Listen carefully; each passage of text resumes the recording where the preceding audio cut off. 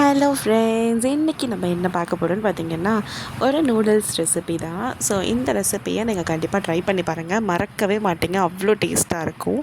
அதுக்கு ஃபர்ஸ்ட் வந்து நான் நூடுல்ஸ் வேக வைக்கிறதுக்கு ஒரு பாத்திரத்தில் கொஞ்சம் தண்ணி எடுத்துக்கிட்டேன். அண்ட் அது கூட எண்ணெய் வந்து ஒரு பெஸ்ட் ஆப்ஷன், நூடுல்ஸ் வந்து ஒட்டிக்காமல் இருக்கும் அதுக்காக. அண்ட் கொஞ்சம் சால்ட் சேர்த்துட்டு நூடுல்ஸை விட அதிகமாக தண்ணி இருக்கணும், அப்போ நமக்கு வந்து அதை ஃபில்டர் பண்ணி எடுக்கவும் ஈஸியாக இருக்கும். பர்ஃபெக்டாக வெந்துருச்சான்றதையும் கரெக்டாக செக் பண்ணிக்கலாம், நடுவில் தண்ணி ஆட் பண்ணாமல் இருக்கலாம், அதுக்காக தான். ஸோ நான் இன்றைக்கி வந்து ஃபேவரட் தான் எடுத்திருக்கேன். இது இப்போ தான் ஃபர்ஸ்ட் டைம் நான் ட்ரை பண்ணுறேன், எப்படி இருக்குன்றதை பார்ப்போம். அண்ட் கொஞ்சமாக எண்ணெய் விட்டுட்டு கார்லிக், அதுக்கப்புறம் உங்கள் கிட்ட இருக்க வெஜிடபிள்ஸ்லாம் ஆட் பண்ணிக்கலாம். நான் வந்து கேரட், பீன்ஸ் அண்ட் பொட்டேட்டோஸ் இந்த மாதிரி தான் எடுத்திருக்கேன். கொஞ்சமாக இந்த வெஜிடபிள்ஸ் வேகிறதுக்கு மட்டும் நான் தண்ணி விட்டு நல்லா மிக்ஸ் பண்ணிவிட்டு தட்டு போட்டு மூடி வச்சாச்சு. ஸோ இது நல்லா வேகட்டும். இது நல்லா வெந்ததுக்கப்புறமா தான் நம்ம இதில் வந்து மசாலாஸ் ஆட் பண்ண போகிறோம். அதுக்கப்புறமா தான் நம்ம இதில் வந்து சாஸ் எல்லாமே ஆட் பண்ண போகிறோம். ஃபஸ்ட்டு பார்த்திங்கன்னா கொஞ்சம் காஷ்மீரி தூள், அதுக்கப்புறம் மல்லித்தூள், அதுக்கப்புறம் கரம் மசாலா. இந்த மூணுமே வந்து நம்ம சவுத் இந்தியன் சைடில் ஒரு சூப்பரான டேஸ்ட் கொடுக்குறோம்.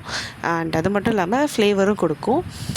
ஸோ நான் வந்து ரெட் சில்லி பவுடர் ஆட் பண்ணல, நான் வந்து காஷ்மீரி தூள் தான் எடுத்துக்கிட்டேன். ஸோ நான் செஷ்வான் சாஸ் எல்லாமே விட்டுறதுனால நான் அந்த ரெட் சில்லியை வந்து அவாய்ட் பண்ணிக்கிட்டேன். இப்போ பார்த்திங்கன்னா கொஞ்சம் சால்ட் ஆட் பண்ணிக்கலாம். நான் நூடுல்ஸில் ஆல்ரெடி சால்ட் போட்டு தான் வேக வச்சுருக்கேன். அதனால் நம்ம இந்த மசாலாஸ்க்கு மட்டும் சால்ட் போட்டால் போதும்.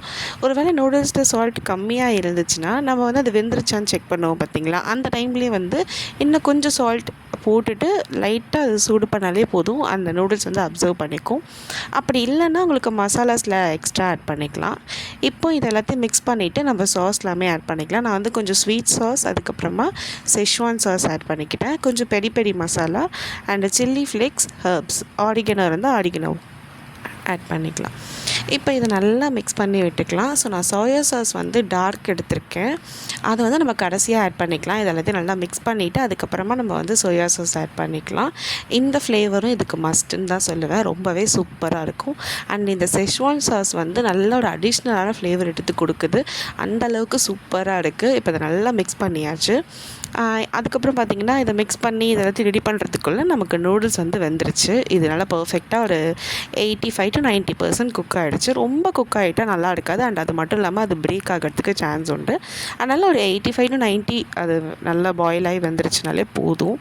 இதில் வந்து அதே மாதிரி நம்ம எடுத்தோடனே எல்லாத்தையும் ஃபில்ட்ரு பண்ணி கொட்டிடக்கூடாது. ஃபில்ட்ரு பண்ணும்போது கொஞ்சம் ஐஸ் வாட்டர் விட்டிங்கன்னா இன்னும் கொஞ்சம் ஒட்டிக்காமல் இருக்கும். அண்ட் எண்ணெய்லாம் எதுவுமே விட வேண்டாம், ஆல்ரெடி நம்ம வேக வைக்கும் போது எண்ணெய் விட்டதுனால கண்டிப்பாக ஒட்டிக்காமல் தான் இருக்கும். கொஞ்சம் ஆறுனதுக்கப்புறமா இந்த மாதிரி கொஞ்சம் கொஞ்சமாக போட்டு தான் மிக்ஸ் பண்ணணும், மொத்தமாக போட்டு மிக்ஸ் பண்ணாதீங்க, அது ரொம்ப கஷ்டமாகவும் இருக்கும். அது மட்டும் இல்லாமல் அது பிரேக் ஆகிறதுக்கும் சான்ஸ் உண்டு. ஸோ இந்த மாதிரி கொஞ்சம் கொஞ்சமாக மிக்ஸ் பண்ணிங்கன்னா ஈவனாக மிக்ஸ் ஆகிடும்.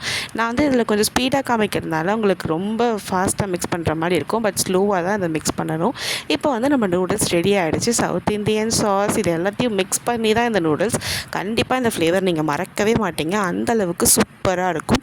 ஸோ நீங்களும் ட்ரை பண்ணி பார்த்துட்டு எப்படி வந்துச்சுன்னு கமெண்ட் பண்ணுங்கள், லைக் பண்ணுங்கள், ஷேர் பண்ணுங்கள், சப்ஸ்கிரைப் பண்ணுங்கள். பாய்.